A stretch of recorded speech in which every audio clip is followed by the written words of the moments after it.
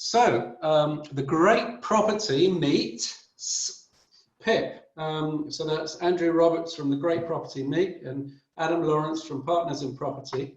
And what we have today is the great debate where we are debating the merits of commercial property against residential property as we get back into the action and come out of the CV19 situation. So first in the red corner, we have Andrew Roberts. And I'm going to tell you a couple of things about Andrew. Andrew used to work in a bank. And when he resigned, he got his own back by buying the bank. Another thing about Andrew is until 3 years ago, Andrew was a cross-country runner. And he once raced against Mo Farah. And he came in within 3 minutes of his time. By the way, one of those things I've just told you is a lie. But I'll leave it to you to decide which. So in the blue corner, we have Adam Lawrence, who's going to take the residential argument today. Those of you who don't know Adam, there's a couple of things I'd like to tell you about Adam. Adam used to play rugby for England. Adam could run 100 meters in 11.5 seconds. And Adam was once banned from 4,000 betting shops. Now, only one of those things is a lie. So I'll leave you to decide what that is. Before we go any further, just hosting today's debate is Unity. Unity go out at 4 o'clock every Thursday with the renowned speaker session. And very briefly, Unity is a membership group of property professionals. We're backed by qualified advisors across the range of property-related disciplines. And members communicate daily on a Slack forum platform. We have currently a minimum of 4 meetings a week, plus many one-on-one sessions that I take most days. And in normal times, we have a monthly all-day meeting as well. So I'm going to pop more details about Unity with a link in the chat box. And if you're interested in learning more about Unity, then just click that link. Although I expect for the next hour, you're going to be absolutely riveted to this argument. What I need you to do now, I can see a number of people have done already, is you need to vote on our entry poll. Before you start to hear the arguments, let's determine where your current preferences lie, whether they're in the commercial property arena or residential. Then our adversaries are going to put their initial pitch to the room, where subsequent to that, they're going to be subject to questions. And if you want to ask a question, then please go into the chat box and type your question into the chat box at any time, and that we will come back after the two adversaries have made their initial pitches, and we will come back and ask your questions to them. And then at the end of or towards the end of the debate, we're going to put another poll up to ask you to vote who's going to be the winner. So lots of fun and games. This is meant to be light-hearted. It's meant to be entertaining, but I'm certain it's going to be very, very informative as well with these two heavyweights that we have here from the property arena. So without further ado, we're going to start on the residential. So Adam Lawrence, make your case. Am I timed, Rupert, just so I know? No, you're not timed. You have as long or as little as you like. I see, it's simple then. I might just won't let Andrew speak. That's absolutely fine. So I think you've given Andrew a bit of a hospital pass here. So I've got to start by saying to Andrew, well done for taking on commercial. Probably realistically the most difficult time for commercial property investment for the last 12 or 13 years. Although I'm sure he's gonna rebuff that quite considerably. But realistically, I think back to when I first started getting involved seriously in residential property, and really what I wanted to do was get involved in something that was a staple good. I didn't want to. I'd been in various environments where there was a lot of flux. They were very dynamic. They were quite exciting to work in, but they were also quite tiring. And in some of them, you know, you needed to almost re-engineer what you were doing on a month-to-month or a quarter-to-quarter basis. And ultimately, looking at where there was safety and security, I looked to the bottom of Maslow's hierarchy of needs, really. And there was food, there was shelter, and there was love. And I didn't fancy getting into the love business because that's not really my sort of thing. So the food business always looked very difficult to me. I'm a good consumer of it, but I'm not sure I'd be a great purveyor of restaurants, etc. And so shelter seemed to be the obvious place. I know shelter's a bit of a dirty word in property, but you know what I mean. Shelter seemed to be the way forward. So looked into it seriously and came to the conclusion that ultimately a very, very robust market is out there for residential property. Trades, you know, 1 million to 1.5 million houses a year trade in the UK. So very established, easy at any other time other than now, obviously, but easier to trade and move on. Liquidatable in auctions that have, you know, pretty robust marketplaces, but yields are strong. Mortgages are low or very low these days. Good opportunities to fix rates and take that sort of risk level away from it. Not enough houses being built, as the housing crisis as we know it, and just so much to like about residential property. The other thing that was really key to me was that it was not as difficult as maybe it should have been compared to other asset classes to buy at a discount and to improve quite considerably. And the length of time, the length of hold time without big voids in the middle like you can get in commercial, with big costly voids where you've got business rates to consider. The downside risk is lower. So really for me, Resi's always offered that thing that really shouldn't be available in property. And ultimately the figures do bear this out. You know, there was a decent, fairly robust survey done over about 30 years of the market of property and asset classes, and leveraged buy-to-let was an incredible performer, returned about 17% year on year over 30 years.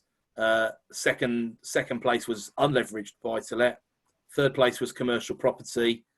Fourth place was equities. So that probably tells you exactly where property in general is at. But what I saw was an opportunity to get less risk and more return, which should really be the holy grail to any of us as investors.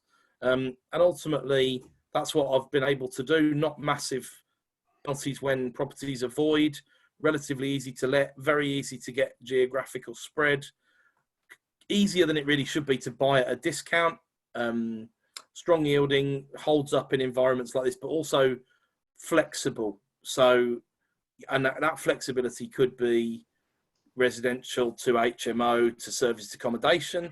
It could be to social housing providers. There's lots and lots of different things you can do with a residential property. Now, some of those things that you layer on top mean more risk, more effort, more return. But the point is that the possibilities are there. Even the possibilities of being a landlord that allows a tenant to sublet, so a rent-to-rent landlord, effectively. All of those options are out there, and there's high demand for all of those in the right places in the right way. So I won't drone on for too long. I could take the whole hour quite happily, but I want to give Andrew a chance to get in there and wish him all the best. Thanks, Thank you, Adam. sir.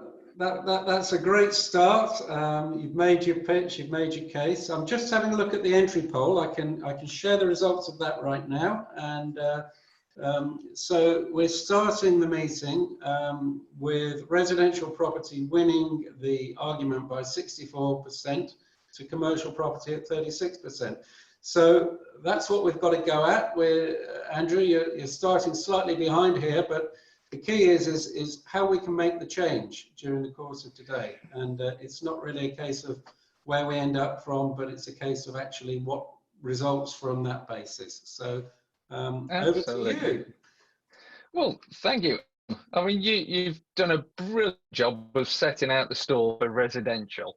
And to be fair, I've got residential myself, so I'm not going to disagree with some of the points that Adam made. But let's start with the big T word, taxation. Section 24, investors go if they are higher rate taxpayers. If you're a high rate taxpayer, you only get 20% tax relief on the interest. It's not a problem generally because most commercials board in limited companies. Residential to a limited, that's a challenge. Another taxation benefit, I can invest using my pension fund or a SAS, my commercial property. You can't have the tax benefit of being a residential property in a pension fund. Tax embedded capital allowances specifically, I can get tax refund to 40% of the building's value by acquiring a commercial property. You can't get that in residential. While I'm on about tax, let's have a look at stamp duty. Residential property, 3% additional surcharge. Well, come on, percent additional surcharge for commercial. And if it's a mixed use premise where you've got a shop and residential upper parts as an example, the 3% doesn't apply to that because it's deemed to be commercial. So with the T word, the tax word,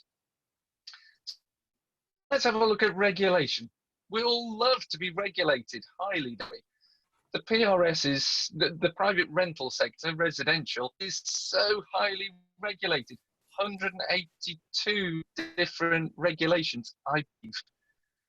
There's national mandatory HMO licensing now. It's not before there's a national register for single lets.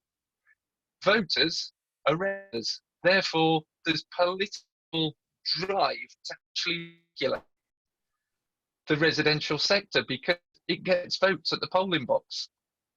Commercial tenants don't have a vote. So the last time the law was updated was 1954. Well, that's easy to go with. So let's have a look at tenancies. Tenants swap in places every 6 months and have to go and find a new tenant. Well, with commercial, 5, 10, 25-year leases, not unheard of. I absolutely detest getting phone calls from tenants where they turn around and say, the toilet's blocked, you out and get the fence is blown down. With commercial, I give out FRI leases, full repair insuring leases. So my tenant unblocks the toilet, my tenant fixes the fence, repairs the roof. Gosh, every pound that comes into my pocket stays in my pocket. I like to get paid in advance. I get paid in advance on commercial rents. I like to have upward only rent reviews. I get that with commercial. You don't get that with residential. You have to take the market rate. Sometimes goes up, sometimes goes down. Commercial's one way, it's up. Financial freedom. We've all heard that word bandied around. Who wants financial freedom? Residential, an active method of investment. Commercial is massive because you don't repair, you check the bank account 4 times a year, your account bill. It's easier to manage when you get old. You don't have to be working as active in the business. And tenants, they get to the end of the tenancy and they do a bug or they leave the place in a mess. Well, I've got dilapidations, my commercial tenant. Take a deposit off them, take a covenant, charge a personal house and their assets. Easier to evict if they don't pay. Boom. It's so much easier than residential. And yeah, my voids less frequent. They may be longer, but they're less frequent than residential. So I'm looking for tenants with covenants. A good covenanted tenant, this is my asset value. If property empty, I don't generally have an urgency to get paid. The I don't have an urgency to get, because if my tenant has moved out early before the end of the lease, keep paying until the end of the lease. Their personal assets and house are on the line.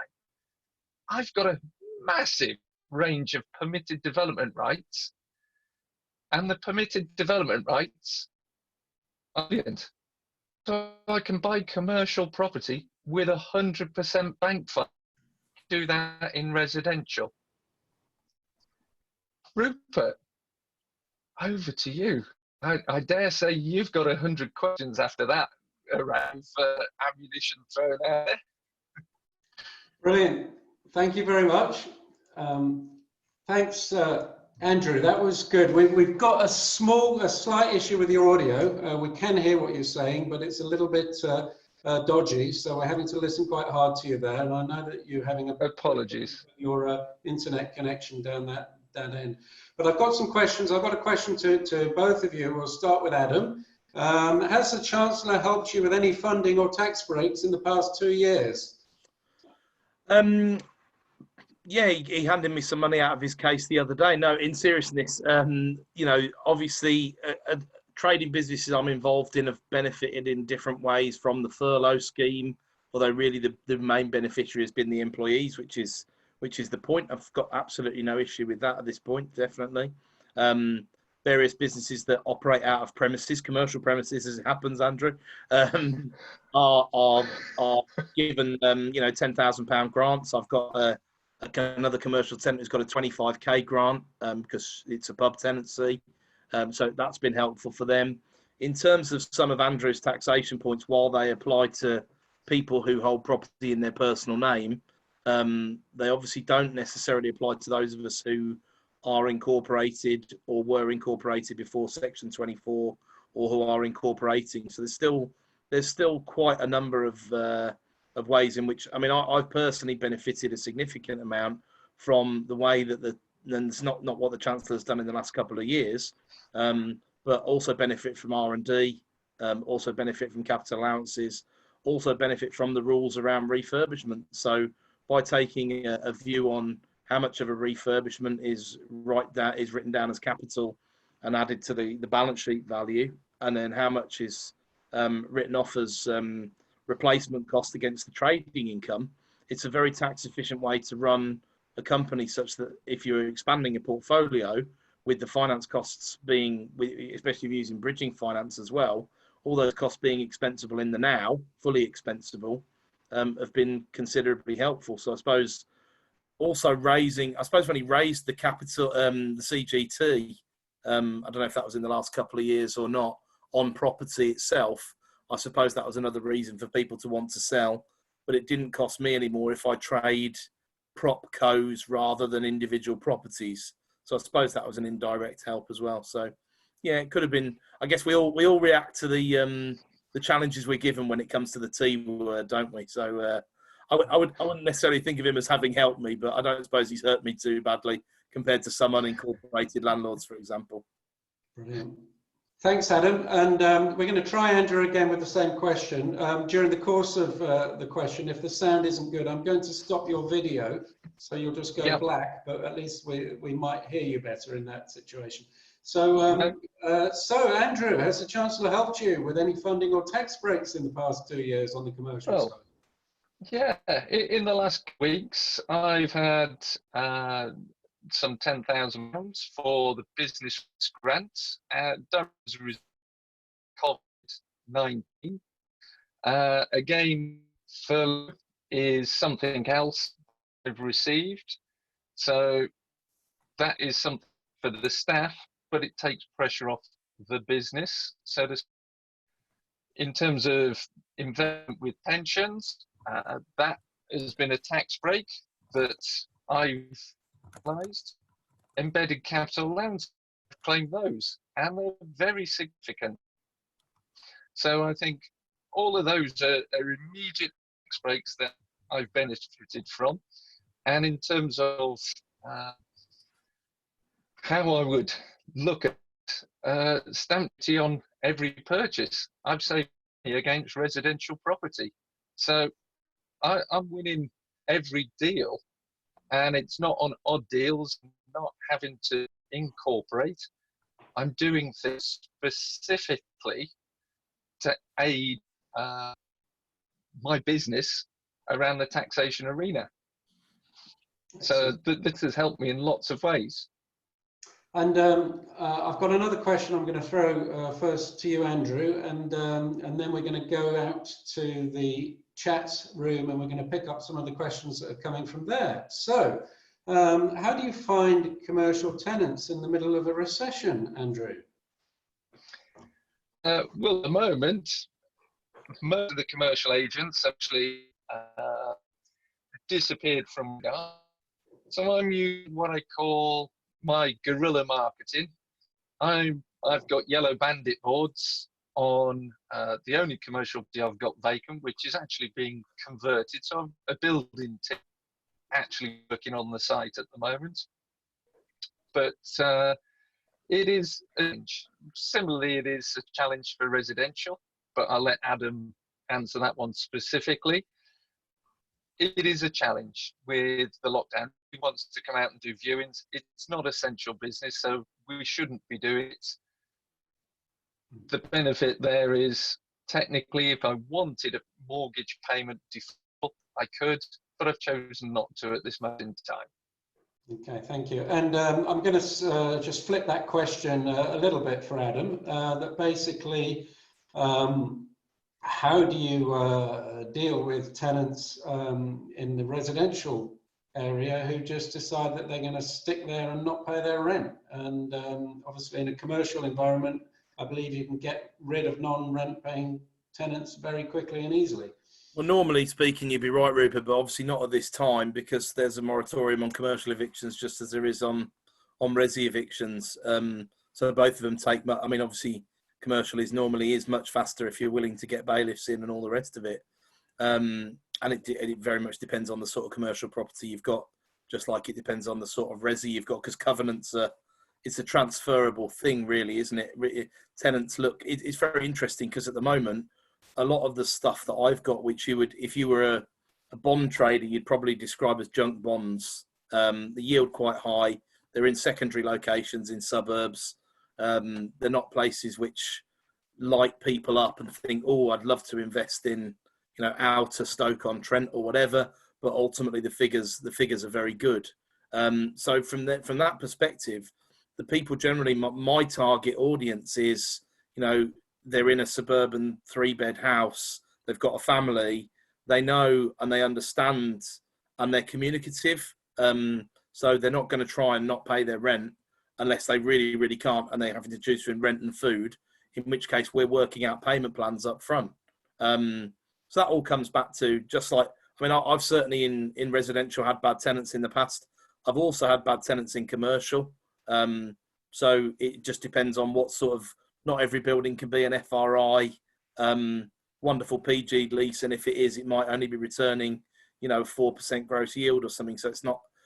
You're not gearing it up if you're using leverage. So it's not very, very interesting from that perspective. So I suppose I've also got quite a number of social housing lets whereby I'm contracting with registered providers, housing trusts, people like that. So it's kind of. That's a bit of a residential hack, really, because it's using a lot of commercial principles, and I accept that in a residential property. So those, I guess, I've mitigated against it by being diversified across geography, diversified across employment sector, diversified across tenant type, and diversified with some, in the past, some HMOs, but these days just in terms of diversification, social housing stuff, and also some very high yielding cheap flats that rent very, very quickly. That's great. Thanks for that. And we're going to go out to the audience now, and I'm just going to take them in turn. Andrea has asked a question. I'm afraid I'm not going to attempt at your surname, Andrea. Andrew mentioned that we cannot use pension money for residential, but we can for commercial. Andrew, can't we use pension money for residential?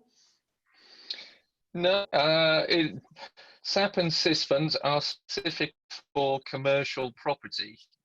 Buy development land to build on, but you can't have houses within SIPs or SAS it is specifically included in the.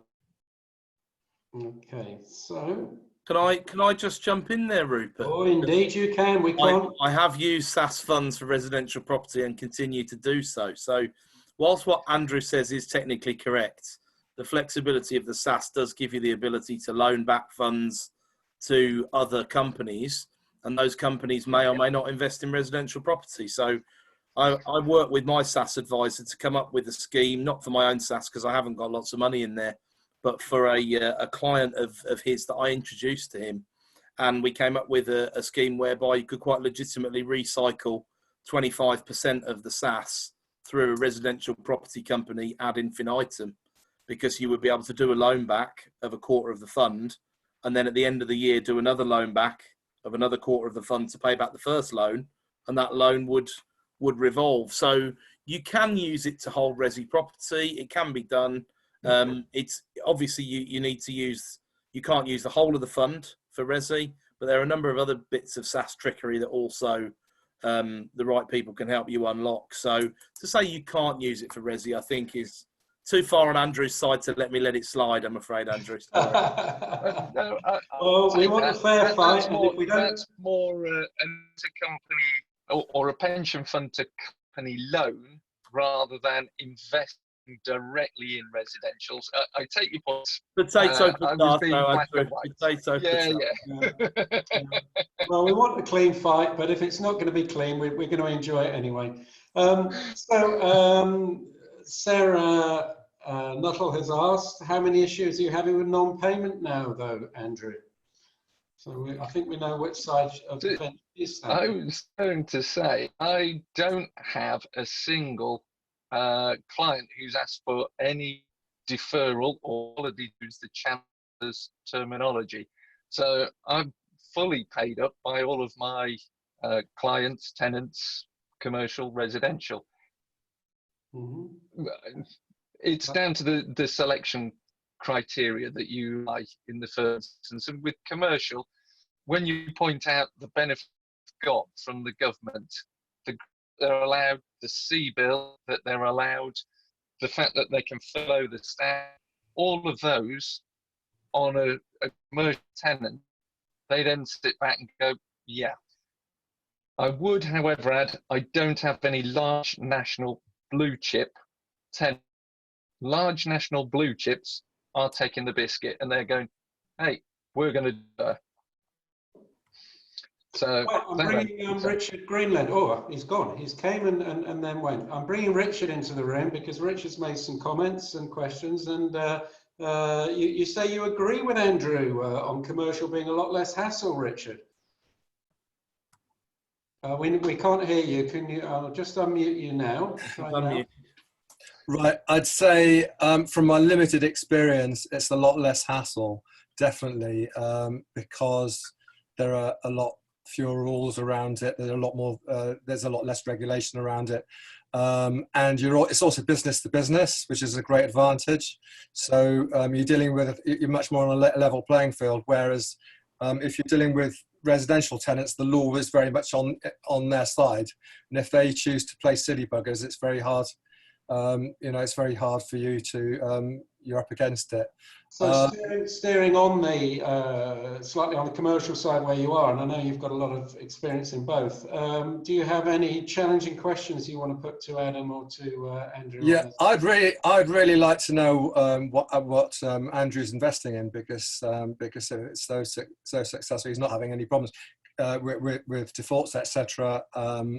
Then yeah, I'd really like to know what type of property that is and where it is, because particularly in these very challenging times, I should imagine there are quite a lot of commercial landlords who are having a problem with this.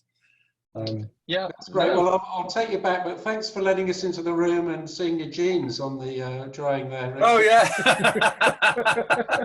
this is my mini home office here, and we just worked out this T-shirt's 23 years old. Stuck it out of the bottom of the drawer. Well, you haven't been wearing it for 23 years. No. I wasn't expected to be on the screen today, to be honest, but there you go.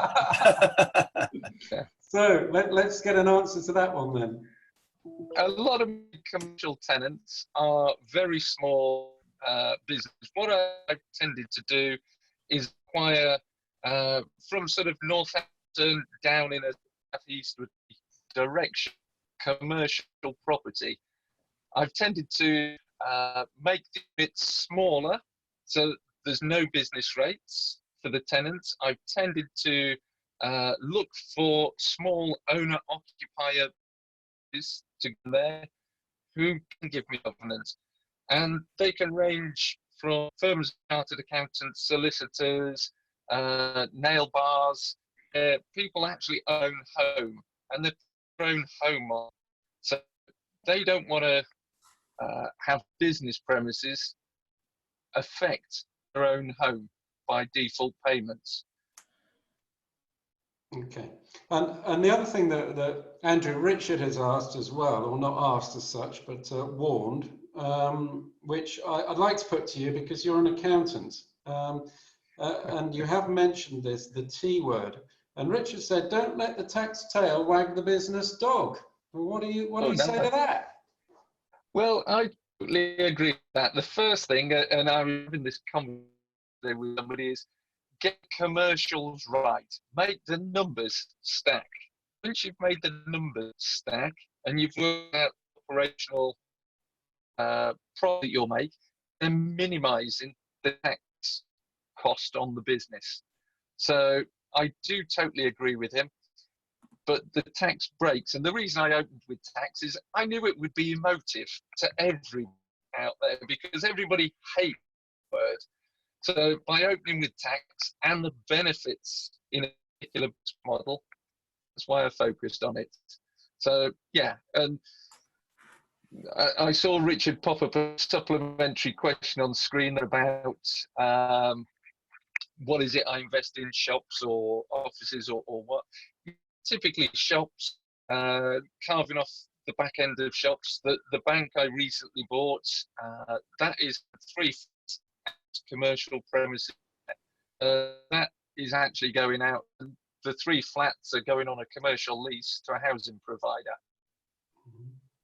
So it wasn't a lie that you bought the bank then? It wasn't a lie, no. Sorry, I gave that one away, haven't I? And it was the bank I worked for as well, yes.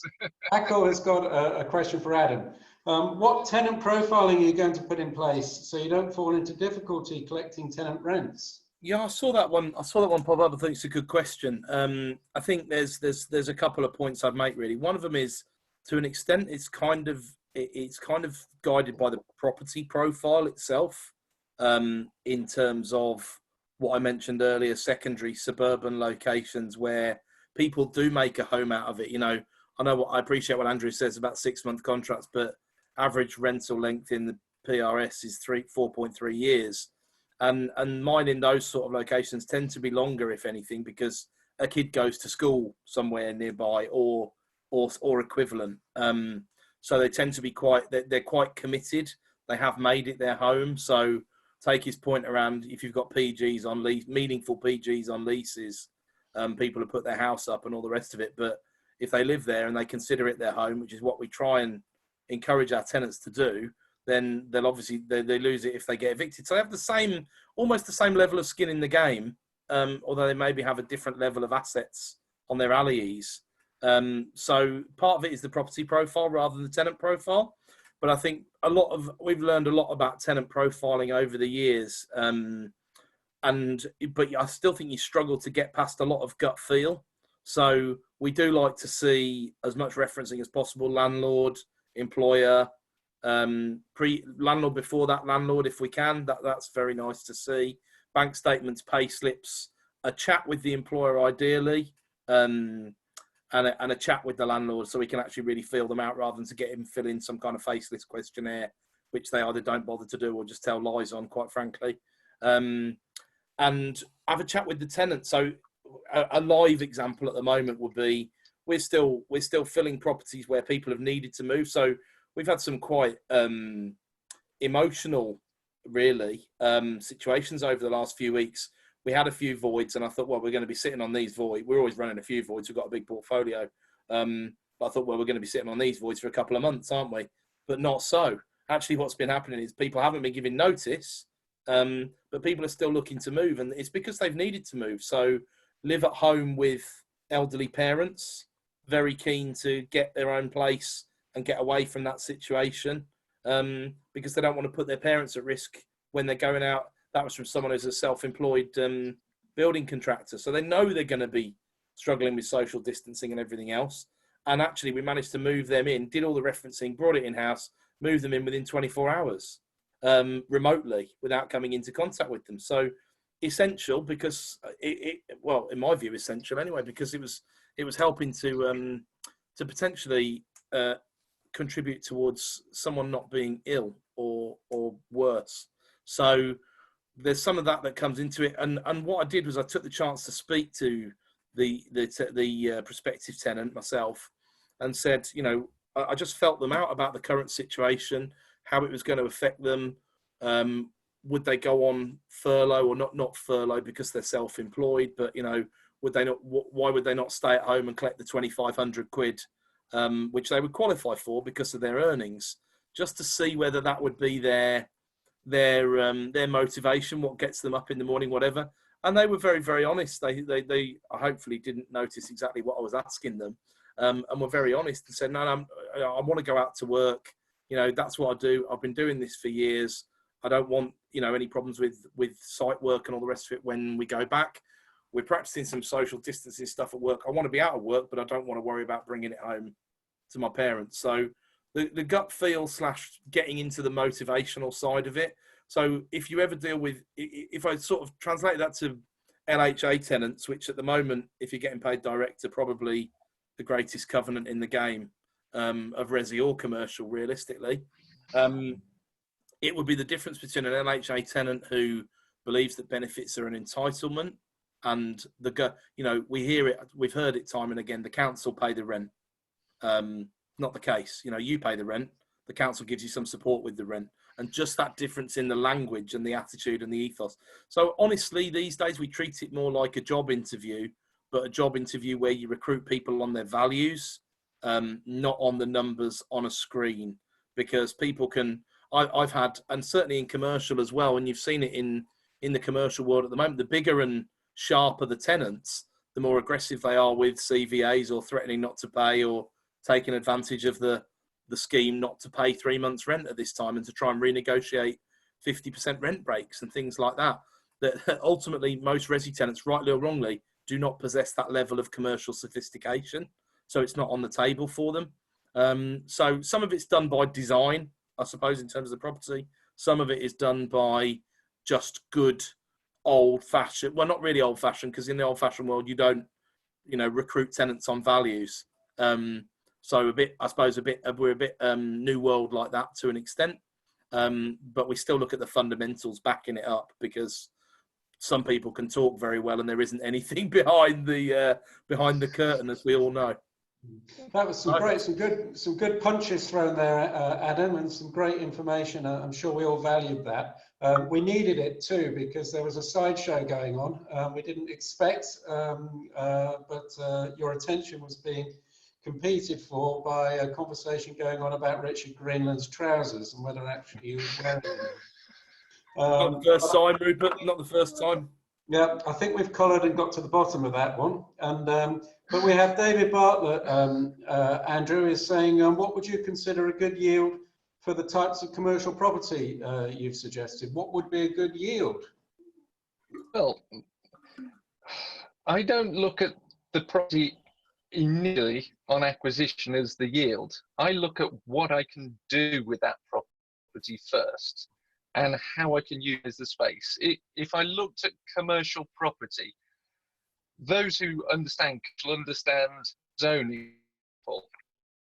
And when you talk to a valuer, the valuer will say the first meters into the door of a property are the most valuable. Then the next 6 meters are worth 50% first 6. And then the 6 is worth 75% of the initial bit. And then anything further back than 18 meters is worth basically 50p a pound a meter. So what I look at is what I can do and how I can exploit the development rights to actually maximise the unit.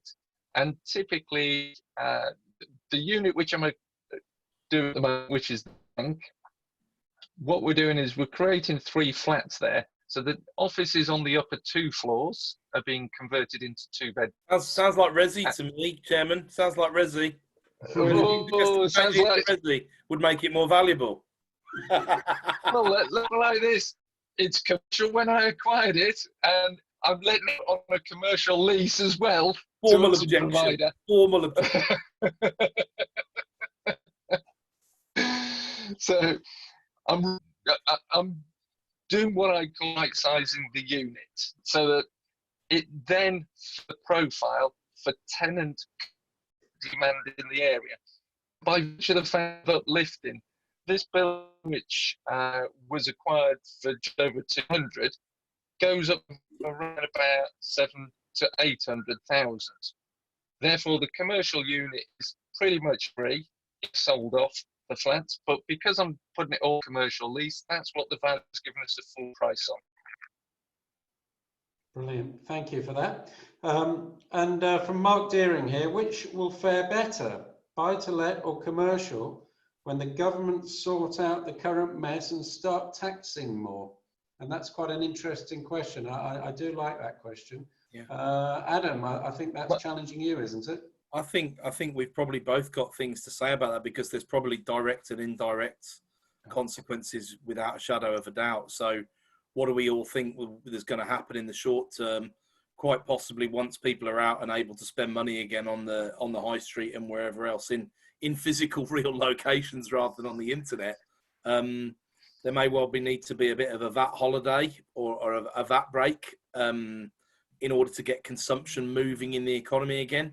But we know that realistically ends up requiring more money that doesn't hit the exchequer that needs paying back in the long run. So we might see, I think one of the things, an inevitable consequence of this in the next few years is going to be VAT going up, maybe to 25%. And I think that realistically hits Resi and commercial, if we're honest, because in Resi it certainly hits my tenant profile in the pocket, because it's obviously well known to be a tax that hits the poorer more often than not. But of course, it also hits the customers and the people who buy the services in commercial properties as well. So we probably all share a bit of the incidence on that. I haven't got again, stamp duty's been mooted, hasn't it, as stamp duty breaks being asked for by RICS to get the housing market moving. Once again, that's a short-term solution. He giveth and he will taketh away in the medium term, I have no doubt. Whether we'd see, there seems to be an appetite for, there's obviously the 2% overseas buyer levy that further gone on to the alternative stamp duty list of charges, if you like. So could that be increased? So anybody who's involved in selling any Resi properties overseas will be probably hit by that. But will stamp duty go up or down in the long run? In the medium term, I don't think Boris is a big fan of stamp duty, so I think maybe that's not so much of a concern. But ultimately, where does all the tax really come from, or at least 2/3 of the tax take in the country? It comes from PAYE and national insurance. So again, if that has to go up, and that does seem, again, an inevitable, there's probably never been a better time to put national insurance up, because there is so much public support behind the NHS at the moment. It's always well supported, but I don't think many people would dare to blink at the moment if national insurance went up a few pence, realistically. And again, that hits, I think, all of us, Andrew's consumers, my tenants, same people, hits them in the pay packet at the end of the month. And what we've also seen probably manifesting itself is a lower the minimum, not the minimum wage threshold, the personal allowance threshold is now being frozen once again. And once they start freezing it, they don't like unfreezing it very quickly from previous forms. So again, that will creep in as inflation creeps in. People will just be paying more tax. It means less net money in the pocket, and that has to squeeze the whole of the economy. But it probably squeezes those with less income a little bit more, especially if it goes on things like VAT rather than higher rates of tax. Brilliant, thanks. And I'm coming to the bottom of the questions at the moment, and I'm going to ask a couple from the bottom. So keep them coming in. And if you have asked a question before that's higher up the chat group, and I haven't asked that, then please copy it and paste it again and ask the question once more so that I can see it down here. And we've been looking at the time now. We've been going for 45 minutes. In about 5 minutes' time, I'm going to pop up the next poll, which is asking you to vote for who you think has won the debate in this regard. And then before we close the thing, we're going to try to close it on the hour, but before we close, then we have to then revisit those facts that we said about the speakers at the beginning and actually find out which are truth and which are lie. So that's where we are at the moment. But Michael Tran has asked an excellent question, and I'm going to come back to that in a minute. But before I do, Rhys Booth has asked Andrew, do you self-manage your commercial units? Yeah, well, what management is there? They're FRI. Therefore, I don't have anything to do. There's no repairs, there's no maintenance. There's very little to do. Okay, and David Bartlett has added to that, how do you find your commercial tenants? And I think, to be fair, that's probably a very, very strong question for you, because it's probably one of the main reasons why people may choose not to go into commercial property. Yeah, well, there's two ways I handle tenants. Number one, I will run a beauty parade for all the agents, the commercial in an area. And because I've brought everybody to the site and I've asked them their opinion on who they think would make a good tenant, they would do with the building before I do anything with it, and what they would. I've got a good customer base there, and I'm happy to pay any of them a fee for introducing the tenant. I also generally, while I've got building works going on, will put up bandit boards on the outside of the building. So the commercial agents, if you find me a tenant, I'll pay you a commission, and if you while I'm doing the works, I will just be advertising for it, but I'm not expecting you to find anybody immediately. But if somebody turns up whilst the marketing's going on, I pay a commercial, and I use them in that way. And of bringing them all onto site, and generally speaking, it's not like resident 100 agents within any town. They all know I'm active in that market, and they'll start doing more opportunities across the fence. I'm going to come back to Michael Tran's question, and it's quite interesting looking at the two of you because of the nature of the question. And yeah. But there is an age gap, I believe, here. You know, he's a really smart chap. Michael has said, I've got both commercial and residential properties, but the amount of hassles from residential turns my hair grey. But really Andrew, you've got grey hair, and Adam, really you haven't. So, really not true. Adam, what do you say to that? Probably got one or two in there, Rupert, if we have a close. Yeah. I say that to visit the hairdressers. I can see the grey roots showing through. Unfortunately, my hairdresser commercial tenants are closed at the moment, Andrew, which is the nature of the beast. But that's a different conversation. But I think the reality is I'm quite fortunate in that I've got lines of defence between myself and the tenants, generally speaking. I understand that. I think a lot of people, the thing is, I can quite easily deride Andrew's 3 or 4% yields on a really, really solid commercial. But ultimately, if it's FRI, that is going to be effectively the net return unless there's a default, realistically. Whereas with Resi, we can talk about, well, I've got some stuff that yields a 14, 15% cash on cash that I bought it on. But Richard's made the comment in the chat there. Ultimately, if you've got stuff at the bottom end, if they don't pay the rent, your yield's nothing, ultimately. So I'll give you an example of that. We bought a block of flats at about 80p in the pound, so more than we would normally pay. But we paid that because it yielded very strongly. It yielded 15% cash on cash, and it was easy enough to finance. And they were just sloggers. We actually gave the management to an agent because we were quite happy to keep that out of house. because we knew the agent would work hard for their money on something like that.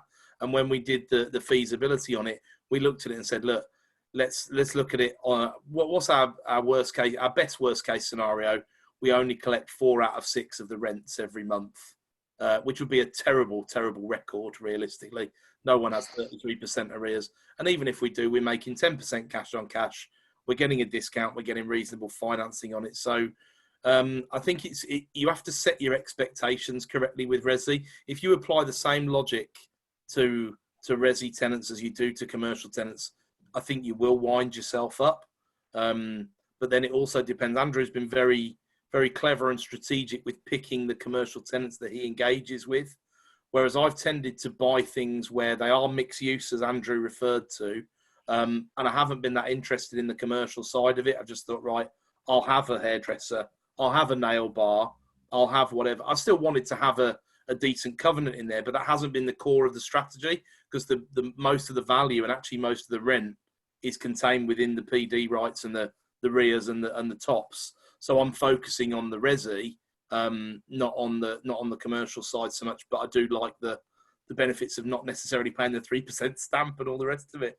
Yeah, and that's a really good point, and I'm trying hard not to take sides here. But that sounds like he's coming across the fence there. No, Does that sound no, like no, he's no. coming across the fence? No. I shall definitely come back to your side, Andrew. Don't worry. But I do support the idea of buying residential in a commercial wrapper, if you like. In other words, you're buying a commercial building on one title and it's got Resi in it or Resi opportunities in it, because then you're not subject to that extra stamp duty. But you know, what's for me to add to this? This is the battle of the heavyweights here. And Sarah Nuttall has said, Andrew, she has said, I'm very keen to start doing some commercial, and the thing that's holding me back is understanding how to recycle cash in a commercial property environment, and I can fully understand that. Sarah is incredibly successful at the moment in doing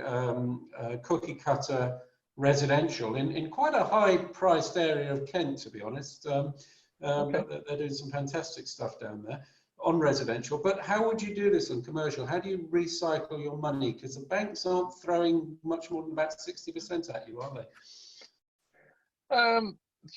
Well, simply speaking, what I would tend to do, and what I've done, if I use the bank that we're doing at the moment, we've acquired this with peer-to-peer lending, coaching finance. We undertake the works that we want, and then we get the final valuation that's been full forecast on that unit. The bank then lends on the forward valuation. Given the total cost of the unit is about 450 with the works done. The valuation that's been, it has been approximately 700,000. If you take 60% of 700,000, that's a no money in deal. So yeah, you can. Alternatively, you don't even need to do any works. If you bought an empty commercial unit based on a bricks and mortar value, and you install a tenant with a good covenant, you then bring the lender in, and they will value that based on the strength of the tenant's covenant, giving you 100% finance pretty much on day one. And the way you can do it on day one is you control the property through the negotiation process on the purchase, and you back to back that with your tenant. So the bottom line is value enhancement, and I think what you're saying there is that there is, you know, not in every case, but if you look carefully, you can find some very, very good value enhancement opportunities in the commercial field, which may be harder to find, or there may be more people chasing those opportunities in the residential field. So I'm going to continue, but as I continue, I'm just going to launch the poll now, which is who won the debate. So that's going to be an interesting one. We're going to run that for five minutes or so. So that's just gone live. So we'll keep an eye on that while we continue. Is that, I've just seen Adam vote. He can't vote. I haven't got a button, unfortunately, Andrew. I wish I did. No. I'd vote for you anyway, because I don't want you to take a huge beating. It wouldn't be fair. So, so I'm now looking. Sarah said, "Thank you very much for that answer." So that's great. I'm just You're seeing welcome, if there's any Sarah. other questions. There's a number of comments there. Yeah, certainly lots of comments. I think Mark Deeran's question was certainly a good one. Buy to let or commercial going forwards. If I was to put my 10 penneth on Mark Deeran's question, I would say short term, the residential market will cover the commercial, because you've got more investors in that marketplace. You've also got homeowners fight. The commercial marketplace, you've only got businesses. And I think businesses are going to be slower coming out of the stagnation that we've had. I think commercial property price will fall low, will be available at discount and residential in short term. However, the commercial will back up and will overtake. The smart thing to be looking for in commercial right now is where you can add value to those properties. And that could be splitting the turning it into commercial serviced offices. It could be creating some residential space in there. There's a number of ways you can add that value, but I think Mark's question was very good. Yeah. And I've got, I think it could be the final question unless any more come in, which would time us quite nicely, because we have one more poll to do, and we also have this burning question to answer, which we asked at the beginning of the debate, as to which of these facts are true and which are false. But Akhil has asked one more question. Andrew, what type of tenants are you going to try and secure going forward, bearing in mind the low footfall and people buying from Amazon, etc.? Yeah, it's a great question, Akhil. What I look for are things that can't be done online. You can't get your hair. You can't enjoy a cup of coffee online. We're social animals. We're things as social animals that are experiential. So businesses where it has to be person to person are the ones that are going to thrive. Again, I love the commercial to resi brigade, taking commercial office space out of use. A lot of large commercial office footplates are to some extent redundant, because modern technology means we can all work on a tablet, a phone, almost anywhere. We're not printing off reams of paper, so we don't need banks of file cabinets for offices. So the office footprint that people need is smaller. Because the office footprint is small, by taking and repurposing either retail space or larger office space in smaller office spaces, you actually provide for the marketplace going forward. So it's about not trying to do the same as you've always done. It's about predicting where the trends are going and building your business to take advantage of those trends. Excellent. Well, I'm just looking at that poll now. It seems that people have stopped the voting.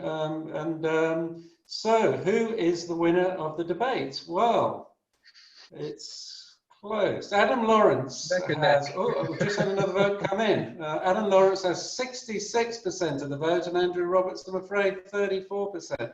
But I do wonder whether, and it's most unfortunate because Andrew and I have been chatting all morning absolutely fine, and he has had some real issues with his internet, and I wonder whether the sound may have had some influence on that. So I think you've had a little bit of a leg up there, Mr. Lawrence, but there you are. I'll take it, Rupert. I think, to be fair, 66-34 is not a bad ratio for where resi versus commercial might be in a nicely mixed portfolio. So if I could try and win with grace for once, then that will Well, That I've would just be my- launched another poll, which is, have you changed your mind during the debate? Because that's going to be interesting, isn't it? To see if either of you have actually changed anybody's mind. Yes, we're from commercial to resi. Oh, no, as we can see. So it looks like that although Adam may have won the debate, at the moment it looks like Andrew may have changed more people's minds. So how about that? I did say Andrew had the hospital pass, so well done to Mr. Roberts. Yeah, so there we Very go. well done. So we're just going to Well, come I've back enjoyed the and we're debate going to we've close done. this. It's been great fun, and thank you both for your really informative viewpoints there. It's not just been fun, it's been very, very helpful to people as well, and it's prompted a lot of discussion, a lot of questions, which hopefully you'll continue on the Unity Facebook group. We can continue, we can put some results on there, and we can continue the conversation as well. But just coming back at the beginning, and some of the people here haven't seen this or haven't heard this because they were late to the party. We said there was two interesting facts about Andrew. One being that Andrew used to work in a bank, and when he resigned, he got his own back by buying the bank. And the other thing about Andrew is until 3 years ago, Andrew was a cross-country runner and he raced against Mo Farah. And he came in within 3 minutes of Mo Farah's time. So both quite startling statements there, but which one is true, Andrew? It is the bank being purchased is true. I mentioned that a couple of times. It was actually my daughter who ran a race before Mo Farah, me, but I did do cross country. Okay. So you bought the bank. You used to work in the bank. You left the bank. You were no longer working there, and you thought, right, I'll get you back, and you actually bought the building. Is that correct? It is correct indeed. It is correct. And when did you buy that? There will be some video of that very short going out there as well for people to watch. That's something to tell the grandchildren, isn't it? Well, I looked at it and I hear so many people saying they want a cash machine. I thought, why buy the cash machine when I can buy the bank and get a bank of cash machines? Brilliant, absolutely superb. And I'm sure you're one of the few people who can actually go into a bank with a crowbar and not get arrested. We've certainly a lot of that recently. Moving on to Adam, we've got 3 facts about Adam that we dug up from Wikipedia earlier, and one of them is Adam used to play rugby for England, and the other is he could run 100 meters in 11.5 seconds. I suppose the normal answer to that one is it depends who's chasing him, but and the third one being that Adam was banned from 4,000 betting shops. Wow, Adam, tell us more. Yeah, so I didn't play rugby for England, unfortunately. Never made the grade. Wasn't good enough. Played rugby for the Midlands, but never got to the England level. And that was when I was under 18, which was at the same time when I could run the 100 metres in sub 11.5 seconds, which probably helped out quite a bit with the rugby, given that I used to play as a front row forward. So I was pretty nippy with it as well. And then the 4,000 betting shops, that is true. I ran an operation that involved placing cash bets at bookmakers around the country, and that happened between about 2006 and 2010. We used to bet quite considerably on football coupons. The strength of that being that the odds compiler wrote the odds down on a Tuesday and the match took place on a Saturday, and quite often there'd be a game in between. People would get injured. People would get arrested for drunk driving like footballers do. Stuff would happen. Prices would change. But the coupons were obviously printed on paper and the prices couldn't change. So early days of the internet to an extent, but I mean, the internet had been around for a long time. So effectively we could trade those bets and make risk-free profit, which is what we did for a number of years. So the bookmakers are not in their businesses at the end of the day. I get that. I'm a little more sanguine about it these days than I was when I was getting banned left, right and centre. But their businesses, they exist to make a profit, and they don't like people like me who know how to win ultimately. So we were, unceremoniously sometimes, ceremoniously at other times, shown the door, realistically. Well, I'm just imagining in the sort of early days of the internet, when obviously printing was probably much more prevalent, and you know, these deliveries of 4,000 leaflets with your picture on it being going around the country, you know, wanted, do not let this man in, you know. So that's a great story. What I've heard before, and I'm really pleased you were able to share that. Thanks, Rupert. Thanks. Just as we close now, and thank you for joining us, everybody. This has been absolutely fabulous, and we'll try to get the sound sorted out in future ones. But we need to put our thinking caps on now. If you've enjoyed it, please let us know, and we'll try to put another question to the parties in the future. So just as we close, I'm going to look at the exit polls here.